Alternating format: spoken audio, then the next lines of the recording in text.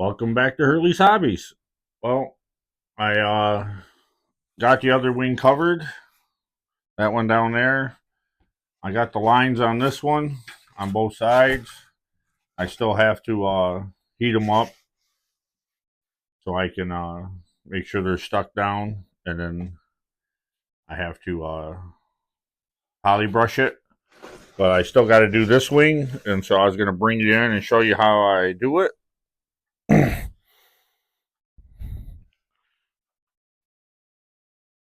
Show you how I put these lines on, and I had the plans for Meister P47 1/5 scale. I think it's 105 inch, 85 to 100 cc.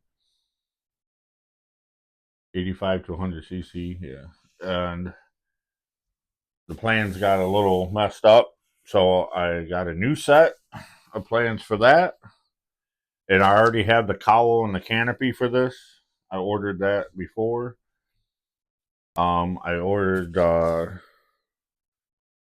plans for a Meister P51D. I believe this is a 100-inch wingspan. Let's see. Trying to read it backwards here. 90-inch wingspan. And I also got the canopy and the cowl for this, and I have a set of air retracts for this already. And I think they're actually for a butt nose P51, but I'm gonna make them work on this one. So I got that. And then I also got a set of plans for a Meister Wolf FW 190A, and that is a 100-inch wingspan, and I just got the plans for that. And then I still got the plans for the 1/3 scale Balsa USA quarter scale cub. So those will be some coming up builds coming up in the future. But I wanted to make sure I got the plans for all of those. And I also covered back onto the Corsair, the Meister Corsair. I got the flaps for the outer wings. I got those all fiberglass too. Well, I did this one. I took the extra epoxy and fiberglass both sides of those. I did not fiberglass the ends because you don't really need to. I just did the main control surface parts. I still haven't done nothing with the fuselage yet, or I still haven't even sanded the center section yet, but we will get to that. I think we're going to do the center section next and get to that, get it sanded, so then I can get that fiberglassed, and all the other flaps, I'll get those all covered. So I'll bring you in over closer, probably from the side here, and I gotta first go through and put all my lines on before I actually put the tape on it. I do have another roll of tape if I need it, brand new roll. When I ordered this one, I ordered 2 of them, and this is still the same roll from the Balsa USA. So I did the Balsa USA. I covered all the control surfaces on this with this roll, and I did that wing, and I might have enough to do this wing, and then I'll be all done with this, and all we have is fiberglassing to do and get those tail section of that fuselage epoxied and finish sanding, and we can fiberglass that. So let's get a building. Okay, the first thing I usually do is I go through, make sure I mark the center of all these.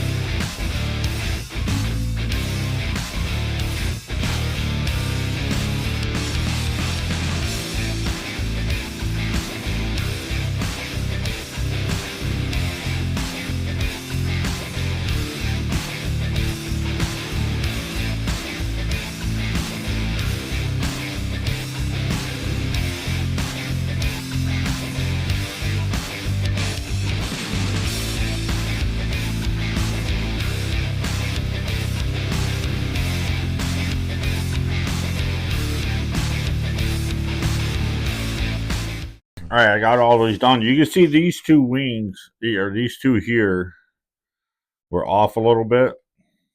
And it's kind of weird because they actually lock in to a certain place on the former that goes through here. It actually locks in. They're laser cut. You know, it locks into it. But they were off, and they were even off, like this one and this one were off on this one. These two are off on this one. So I don't know, but I know they're supposed to be 30 millimeters apart, you know, give or take. And now they are. When I do this, they're all right in there. But I know I don't want all of a sudden like two of them going sideways. I want them to stay in line.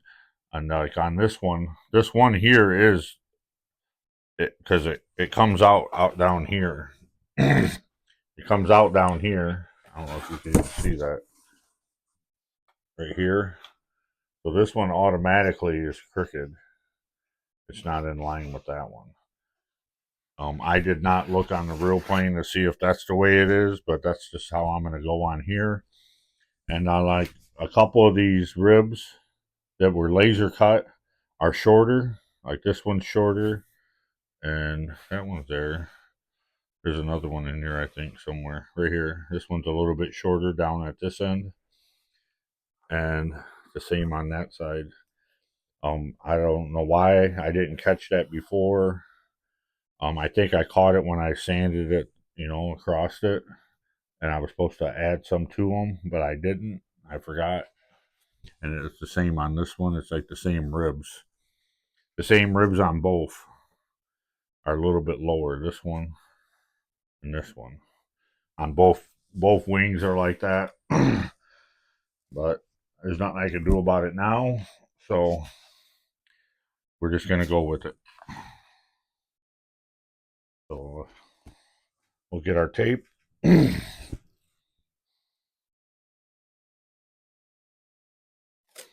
if you're wondering where I got this tape from Aircraft Spruce. It's called, I'm not exactly sure if this is what it's for, or if it's just for going under the covering over top of the metal. It might be that's what it's for, but that's what I use this for. It works out really good. I know some people use like some kind of medical tape. There was somebody else who built a S62 Corsair, and they used to be able to get some real thinner stuff than this. It was more like this. But I couldn't find it. And this is all I could find that I actually liked, and this stuff sticks pretty good. And what I was doing here is trying to imitate like the covering, you know, where the metal would go over the covering and like hold it down. I'm thinking that's the way it would be on the real Corsair. So that's what I was trying to imitate here. So, well, that's what I'm going with anyway. So.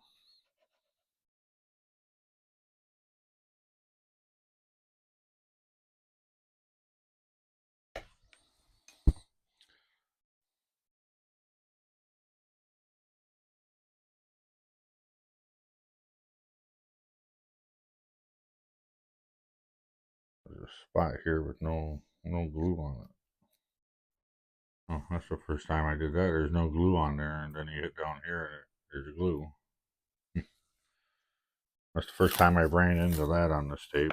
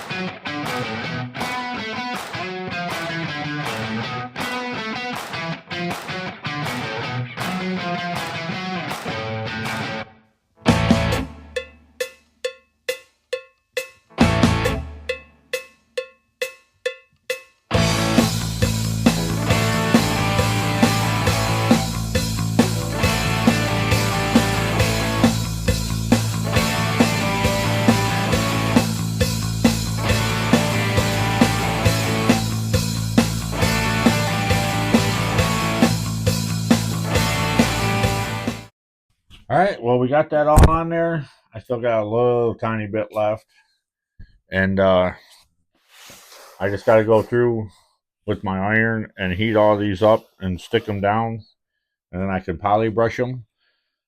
And if you guys wondering why there was, it sounds like in April that job down in Texas got postponed until like August or something. So, which is going to be really hot down there then. So I won't be going now right away, anyways.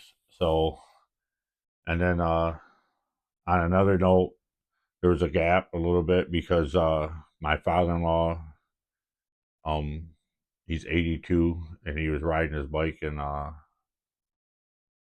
his pedal bike. He collects cans for the charities and stuff and gives all the money to charity.